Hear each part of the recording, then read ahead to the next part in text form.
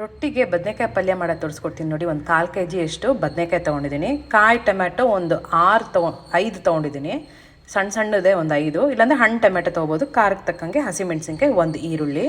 ಇಲ್ಲಿ ಸ್ವಲ್ಪ ನೀರಿಗೆ ರಾಗಿ ಹಿಟ್ಟು ಹಾಕೊತಾ ಇದ್ದೀನಿ ನೋಡಿ. ಈ ಥರ ದೊಡ್ಡದಾಗಿ ಈ ಥರ ಹಾಕೋಬೇಕು. ಬದನೆಕಾಯಲ್ಲಿರೋಂಥ ಕಹಿ ಅಂಶ ಹೋಗುತ್ತೆ, ಆಮೇಲೆ ಕಪ್ಪು ಆಗಲ್ಲ.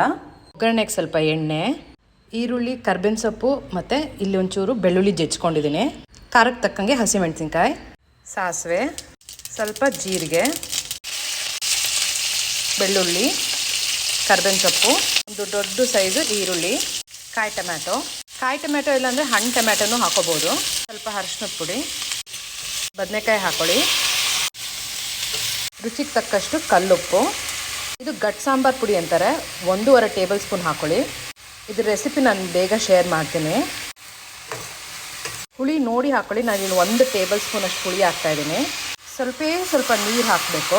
ಸ್ವಲ್ಪ ಕಾಯಿ ತುರಿ, ಕೊತ್ತಂಬರಿ ಸೊಪ್ಪು, ಹುಚ್ಚೆಳ್ಳು ಪುಡಿ 1 ಟೇಬಲ್ ಸ್ಪೂನ್. ಈ ರೆಸಿಪಿನೂ ಶೇರ್ ಮಾಡಿದ್ದೀನಿ. ಎಲ್ಲ ಮಿಕ್ಸ್ ಮಾಡಿ ಲಿಡ್ ಕ್ಲೋಸ್ ಮಾಡಿ ಮೀಡಿಯಮ್ ಫ್ಲೇಮಲ್ಲೇ ಇದನ್ನು ಚೆನ್ನಾಗಿ ಬೇಯಿಸ್ಕೋಬೇಕು ನೋಡಿ. ಹೀಗಾಗಿರಬೇಕು, ಜಾಸ್ತಿ ನೀರು ಹಾಕೋಬಾರ್ದು, ಈ ಥರ ಬೆಂದಿರಬೇಕು. ಟೀ ಮಿಷಿನಲ್ಲಿ ಮಾಡಿದ್ದು ಸೂಪರಾಗಿ ಬಂದಿದೆ.